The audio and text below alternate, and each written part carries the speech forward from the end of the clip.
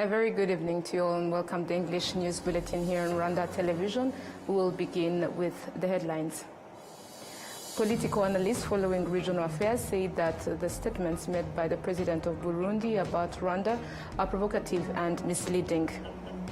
Now, various people emphasize that paying taxes properly is a journey of self-reliance and dignity.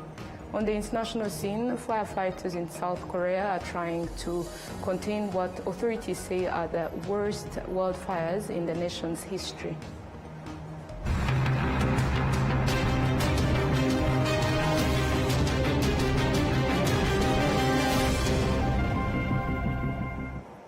It is always a great privilege to have you with us. In today's edition, we'll speak about various matters, and let's kick off with the resolutions of the cabinet meeting. This is the Office of the Prime Minister communique, and on Wednesday, March 26, 2025, His Excellency Paul Kagame, the President of the Republic of Rwanda, chaired a cabinet meeting at Urugwiro village, and these are the resolutions. The cabinet was briefed on the current state of education and key reforms designed to ensure that all citizens can access quality education and contribute to the nation's long-term development. The cabinet was briefed on ongoing ecosystem and fostering innovation. The cabinet has also approved the draft law governing central securities, depository, financial contracts, and netting agreements. The cabinet approved the applications of the Rwandan nationality.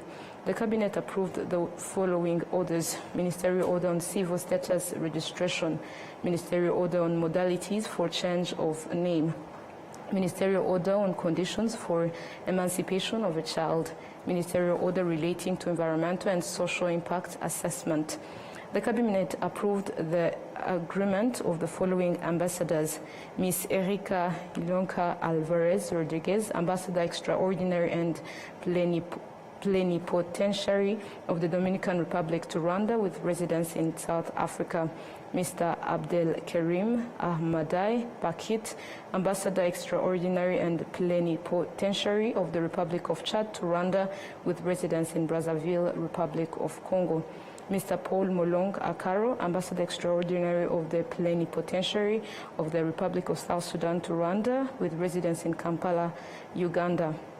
The Cabinet made the following appointments: the National Electoral Commission, Council of Commissioners, Ms. Oda Gasinzigwa, the Chairperson; Mr. Kizito Habimana, Vice Chairperson; Ms. Fortune Nyiramadirida, Commissioner; Ms. Nicole Mutimukeye, Commissioner; Ms. Karine Ungari, Commissioner; Ms. Jean Bosco, Mr. Jean Bosco Mutijima, Commissioner; Mr. Faustin Semanywa, Commissioner; Ms. Françoise Kabanda Uera, Commissioner; Ms. Judith Mbabazi, she's also the Commissioner.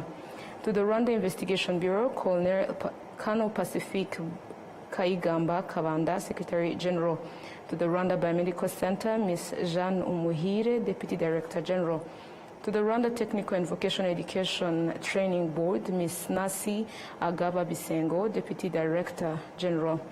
Ministry of Education, Mr. John Bosco Muranga, Strategic Projects Implementation Unit Coordinator.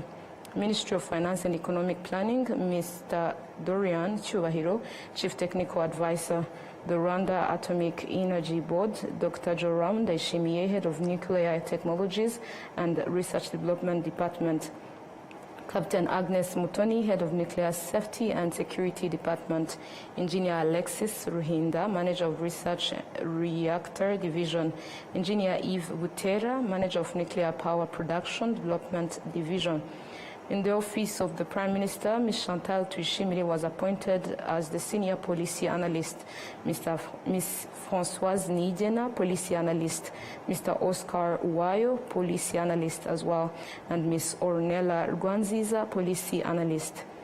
In other things discussed, the Minister of Defense informed Cabinet of the 3-month citizen outreach program, which was launched on March 17, 2025. This annual program is a joint partnership between security organs, local government authorities, and citizens. The Minister of ICT and Innovation informed Cabinet of the Global AI Summit on Africa, scheduled in Kigali from April 3rd to 4th, 2025. The Minister of National Unity and Civic Engagement informed Cabinet on preparations for the 31st commemoration of the genocide against the Tutsi, Kwibuka 31, which begins on April 7, 2025.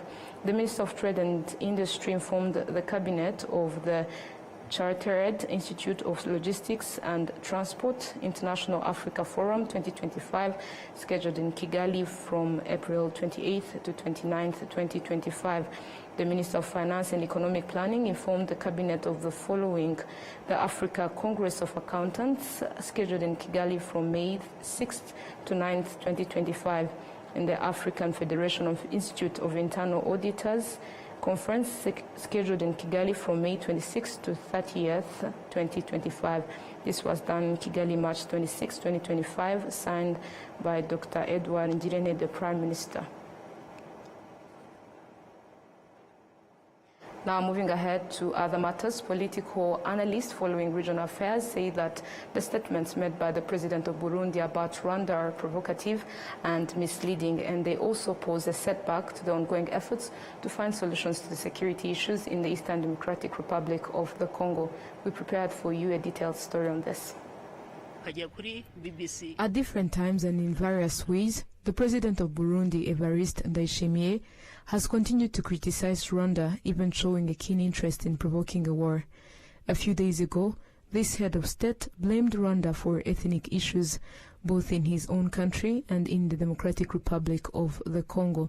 While addressing foreign diplomats in Burundi, President Ndayishimiye appeared to contradict himself.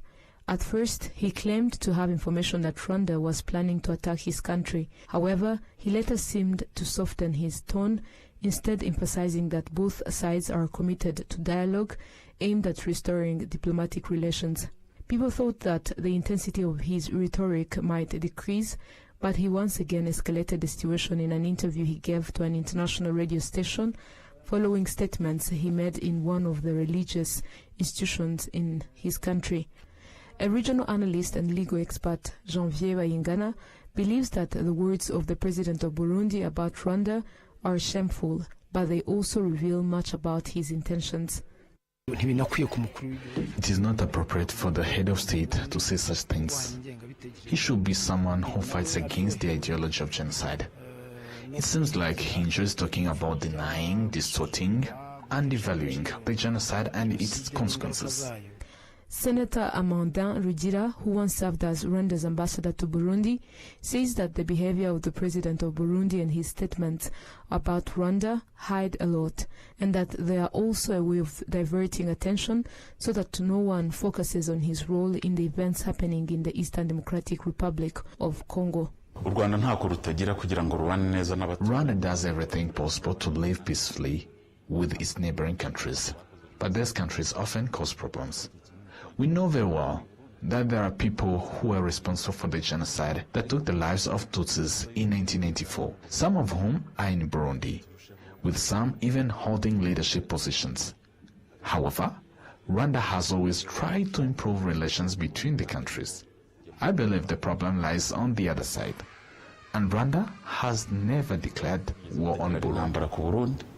Since the onset of the conflict in the Eastern Democratic Republic of Congo 3 years ago, Burundi has been one of the foreign countries that partnered with the Congolese government and the FDLR, a militia of genocidaires, in fighting against M23, a group of Congolese advocating for their rights. Honorable Fatuma Ndangiza, a seasoned politician and a member of the East African Legislative Assembly, asserts that President Ndayishimiye's rhetoric could undermine the peace efforts between the two countries.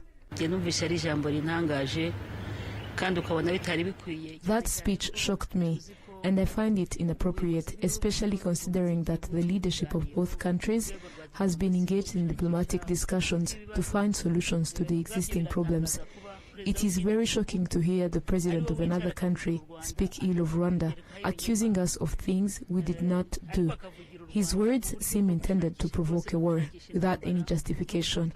We cannot understand his intentions. But when you consider everything, we cannot ignore the underlying issue of the genocide ideology. In the view of analysts, the defeat of Burundi's forces in their battle against M23 is one of the reasons behind these statements attacking Rwanda, as highlighted by the international law expert Dr. Alphonse Murefu. Through X, the Minister of Foreign Affairs and International Cooperation, Ambassador Olivier Nduhungirehe, emphasized that Rwanda prioritizes peaceful solutions over war. Since 2015, when an attempt to overthrow the government in Burundi was disrupted, the leadership of that country has continued to target Rwanda, including accusing it of supporting the Red Tabara rebel group. This rebel group recently denied the allegations made by the president of Burundi, and at various times, the Rwandan government has handed over captured members of this group to Burundi. Some believe that Belgium's stance of supporting Congo, including its ongoing deployment of troops and equipment to the country, may be one of the factors contributing to President Ndayishimiye's contradictory statements, sometimes portraying himself as seeking a peaceful solution, and other times sounding like someone intent on provoking war with Rwanda. This is compounded by divisive ideologies and outdated political policies held by some leaders in the region. Still on regional security matters, globally, some politicians have distanced themselves from the DRC government's action, calling for measures to protect the rights of those persecuted based on ethnicity. They also demand accountability for the government's involvement, including its reported collaboration with the genocidal militia FDLR. Adam Squizera has a detailed report. U.S. Congressman Ronnie Jackson has said that whether the AFC M23 rebellion has Rwanda's support or not, it remains uncontested in Eastern DRC. While addressing the U.S. Congressional Committee following his trip to DRC and Rwanda last week, Jackson, who chairs the House Armed Services Committee on Intelligence and Special Operations, said that Kinshasa is in bad position in dealing with the security problem in the country's east. DRC has to be an area where everyone has a vested interest in the safety and security and the ability for foreign companies to come in and invest in the area.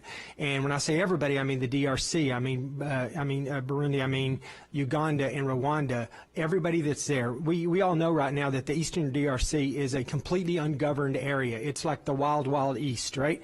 And I truly believe that there is no ability for the government in Kinshasa to actually control that area right now. The lawmaker said that this has been a long-standing issue in this part because Eastern DRC used to be part of Rwanda before the colonialists drew border lines, just as there is a part in Uganda that used to belong to Rwanda. It's been a long-standing issue. It's my understanding that there are certain people in the Eastern DRC that are unrecognized as Congolese citizens, and maybe in part because this used to be Rwanda before the lines were redrawn many years ago, and and that used to be part of Rwanda. But I would submit to you that there's a large part of Uganda that also used to be Rwanda as well. And after it's been redrawn, now it's Uganda. Those people were immediately assimilated and treated as Ugandan citizens, but that has not happened in the DRC.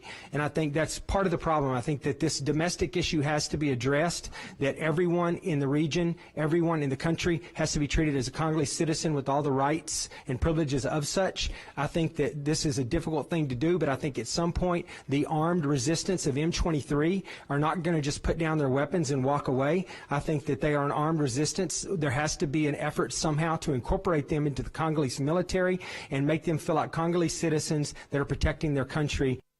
Belgian journalist Hubert Lecret emphasizes that the M23 rebels has long been fighting for this fundamental right. Je veux dire, quand on dit le Rwanda attaque le Congo. If we say that Rwanda is attacking DRC, this means that we are denying the rights of M23. It means that we are denying the rights of Congolese Tutsi, and Congolese Tutsi exist. M23 are Congolese, so to say that Rwanda supports it is a lie. Because if you look back since Tshisekedi came to power, the song that he used to play is the same, that M23 are Tutsis, and Tutsis are from Rwanda. M23 égale Tutsi, Tutsi égale Rwanda. C'est faux. A former high-ranking Belgian justice official recently criticized Belgium for its biased stance in favor of the DRC government, questioning the country's impartiality in the ongoing crisis. La Belgique avait utilisé sa puissance diplomatique if Belgium used its diplomatic power to pressure the DRC to arrest the perpetrators of the genocide against Tutsi, who not only killed over 1 million Tutsi in Rwanda, but also participated in the killings of thousands of Kinyarwanda-speaking Congolese into Kivus and forcing over 600,000 into exile. De 600,000 réfugiés congolais. Among those who have challenged the DRC government's propaganda and exposed the realities on the ground is the British MP Pat McFadden, who wrote to the British Minister for Africa calling for action against the ongoing killings of Manyamunenje and other Congolese Tutsi, particularly in Masisi and Rutshuru. Adam Squizera, RwandaTV News. Thank you, Adams, for the detailed report. Now to other matters. Various people emphasize that paying taxes properly is a journey of self-reliance and dignity. They support this by pointing to the major infrastructure projects that the country continues to develop, funded by the taxes paid by Rwandans. For instance, over 45,000 citizens usually attend the National Stadium, Stade Amahoro, for various activities and infrastructure projects built in modern way by Rwanda, funded by taxes. Some business owners in Kigali, recognizing the infrastructure the country is building, believe that paying taxes is a civic duty that everyone should embrace. Entrepreneurs further argue that paying taxes responsibly goes hand in hand with self-respect and national pride. This is where they criticize those who avoid paying taxes, especially when they fail to explain the challenges they may face. The Rwanda Revenue Authority assures taxpayers that there are resources and support available to help those facing difficulties in understanding and managing their tax obligations. In 2023 to 2024 fiscal year, the Rwanda Revenue Authority collected 2,619 trillion Rwandan francs. For the 2024-2025 fiscal year, the Rwanda Revenue Authority aims to collect 3,061 trillion Rwandan francs, which constitutes 54% of the national budget. To other matters, the spokesperson of the Rwanda Defense Force, Brigadier General Ronald Rwivanga, held a meeting with over 60 participants who are tour guides, where he discussed the history and security issues in the Great Lakes region, particularly in the eastern part of the Democratic Republic of Congo. During this meeting, the tour guides, who often interact with tourists visiting Rwanda, mentioned that they are frequently asked questions about security. They said that this discussion helped them better understand the roots of security challenges in the region and highlighted that many of them, being young, had not fully understood the issues before. Brigadier General Ronald Rwivanga emphasized that they should be ambassadors of Rwanda, sharing the accurate history of security issues without distortion, as the situation is very clear. He reassured them that tourists visiting Rwanda have no security concerns, as Rwanda's borders are well protected and the security of those within the country is not at risk. These tour guides were part of a training organized by the city of Kigali in collaboration with the Rwanda Chamber of Tourism, a department of the Private Sector Federation. To more news, the University of Rwanda is conducting research aimed at helping African industries produce medicine and vaccines from plants and other traditional herbs commonly used in the Rwandan medicine. Nora Gladys has more on that story. The Vice-Chancellor of the University of Rwanda, Dr. Didas Kayihura Muganga, says that the progress made so far gives hope that there are plants growing in Rwanda with the potential to treat diseases, including serious ones. Our researchers are already working on finding medicines, and there is hope. The key is bringing together researchers from different departments to focus on this issue, whether they are studying pharmacy, general medicine, science and technology, biology or chemistry. Everyone is coming together to pool their efforts so that we too can have something to offer on the market. Let us not to say we are in the process of making medicine or vaccines, but eventually being produced by people from abroad with no contribution from us. This is what concerns us now. For some time, African countries have been trying to find solutions to the problems of expensive medicine that is not always available in time, because the continent lacks many pharmaceutical industries producing medicine and vaccines. Eugenie Ingabire, who works with the African Continental Free Trade Area, says that collaboration is the key to a long-term solution to this problem. So if we create a single market for all African countries, that means we are putting all our efforts together. So our mandate is to make sure that people put their heads together, put their knowledge together, so that we can come up as Africa. Rwanda and Ghana and Kenya, they have already started trading under AFCFTA. That means there's a checklist. When you check it, then you are able to trade easily without taxes or at a minimum rate. Since Wednesday, a conference has been taking place in Kigali to enhance collaboration among regional organizations within Africa to address this issue, which has been exacerbated by a reduction in funding from the United States government in the health sector. The director of the East African Community's Medicine and Vaccine Agency, Dr. Stephen Karengera, states that this conference is expected to provide solutions that will help African countries access affordable medicines and vaccines. We are going to look at how we can really align working together, learning from each other, supporting each other, and we also have people like funders. African Export-Import Bank, AFREXIM, is really very much keen on supporting this initiative, both at the continental level and at the regional level. The REX PPMs, they have put up $2 billion to really kickstart these initiatives, both at the continental level and at regional grouping economic levels. Some economic groupings have already started buying, like SADC, they have started buying together medicines, but they meet with teething problems along financing vehicles, which we hope that AFREXIM Bank is going to block. Another is going to really straighten out, as well as African Development Bank. They are also keen on supporting Africa to get its legs in terms of manufacturing pharmaceuticals and medical products. This conference was attended by representatives of all the regional organizations within the African continent. Enora Gladys, RTV News. Thank you, Enora. Now moving ahead, the Ministry of Youth and Arts is calling on all young people to invest more in their soft skills and learning to have a better understanding about appropriate word ethics and attitudes to help them survive in the job market. William Evans has a detailed report. With the objective of helping over 400 young people find useful advice from industry experts on choosing a career path of their interests and learning about professional tendencies, soft skills and other valuable learning opportunities, the Ministry of Youth and Partners brought together 400 youths under a program called Career Orientation Fair. This fair also featured a graduation ceremony for youths who participated in the youth volunteerism project implemented in Nyagatare and Nyamasheke districts. These shared their experiences. I was one of the youth in this program of Ijire Kumurimo, which was called also professional volunteership based on qualifications and skills of a person. Under this program I have learned a lot, like being accountable to the responsibilities being given. I learned time management, persistence, and hard working.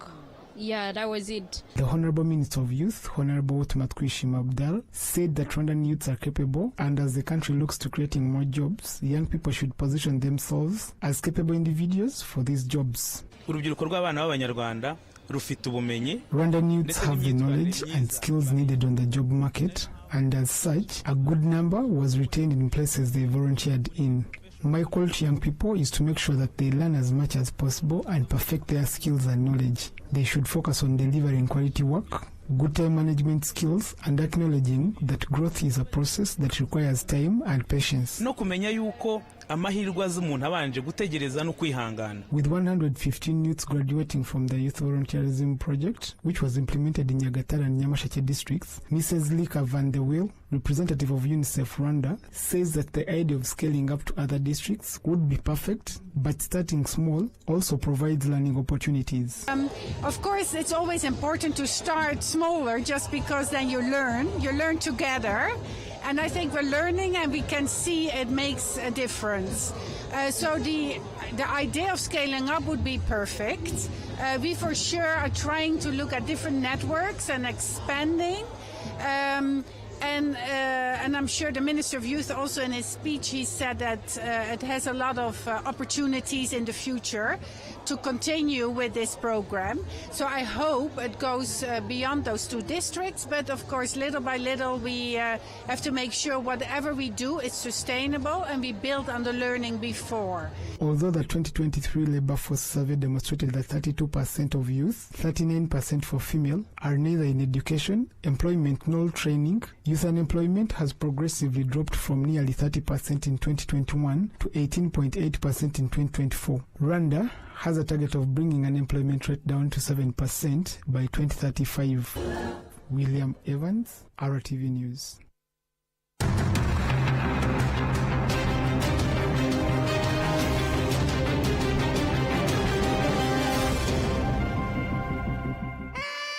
Ngewe icyo mbaza ni kimwe koko hari umuntu ugihagarara ku nyama muri iki gihe koko uretse nitaba umukiriya kiriya biteze ariko tayi aho gusoreza imyenda wibereye kuri telefone kweli ariko ni kuwa mbere nawe wagwa wango uracyari wose icyo nakubwiraga wa muntu niko ye umuntu w'umugabo ku bukwe bwe akambara kositimu itukura iciye n'amaboko noneho none se uyisuza si wombwiye ngo ngwe muse ntabwo ari ibintu avugaga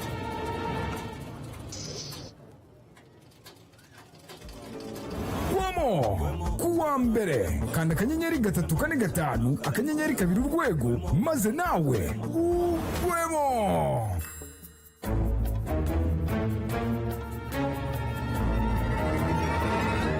Wikwisondeka.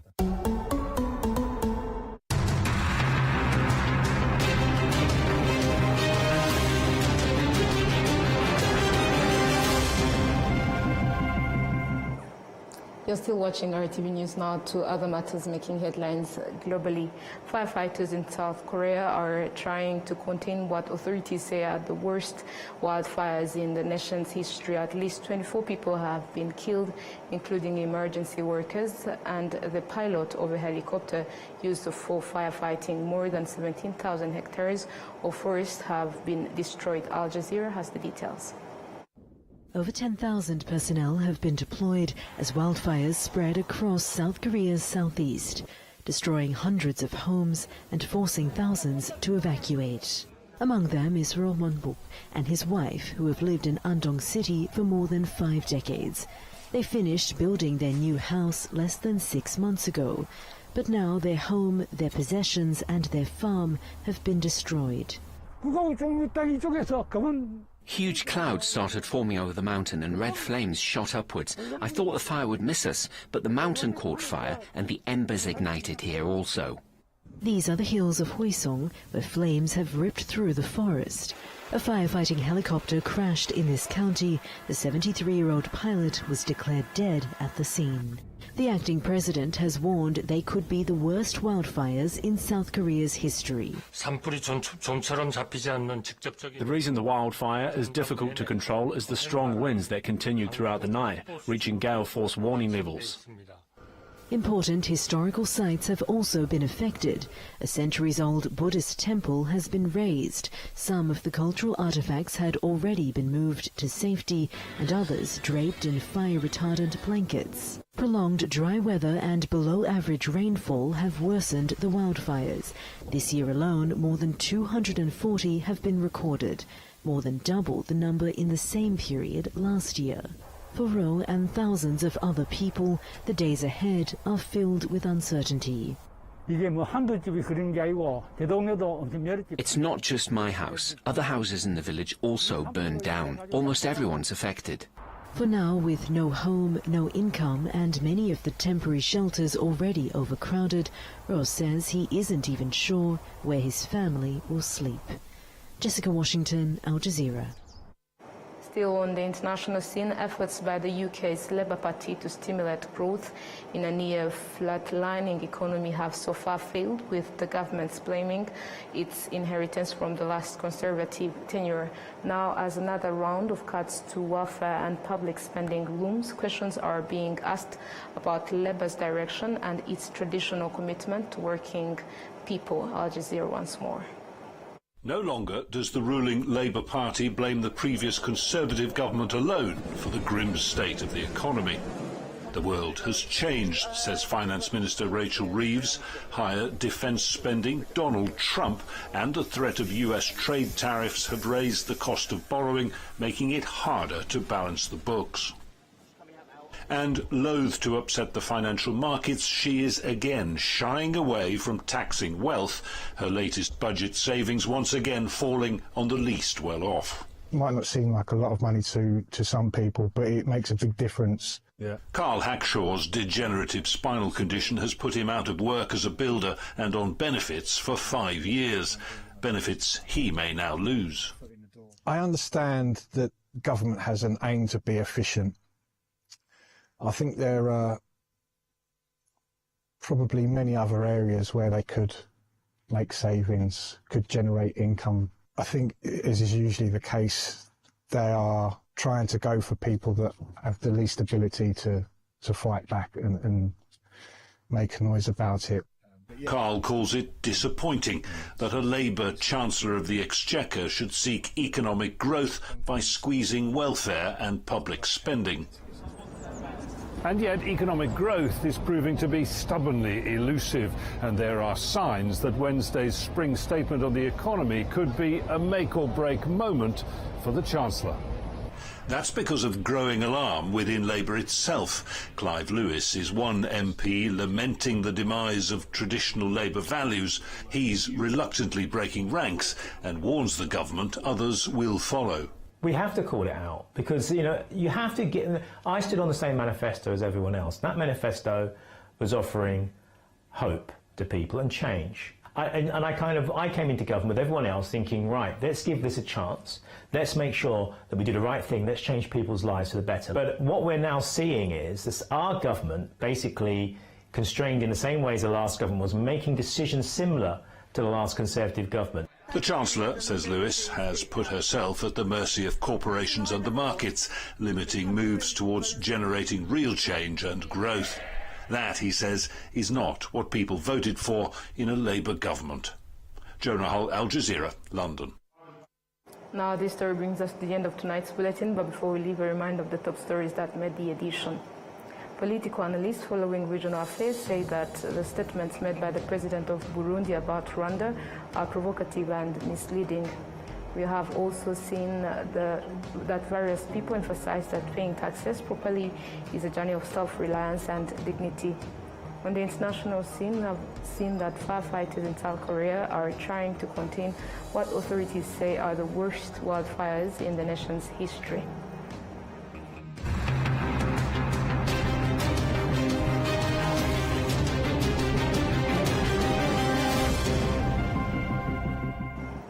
And that marks the end of today's bulletin. Thank you for joining us. On behalf of the entire news team, we wish you a productive week ahead. Stay safe and take care.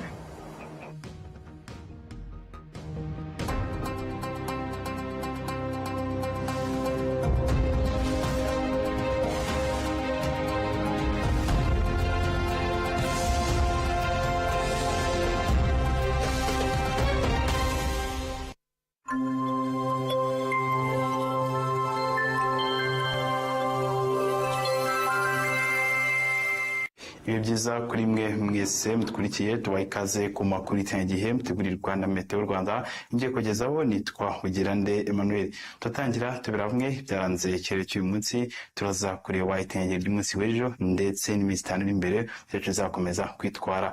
Dore uyu munsi ku masaha ya mu gitondo ikirere cy'u Rwanda cyaramukanye ibihe by'umucyo, ni nako ku masaha yo ku gicamunsi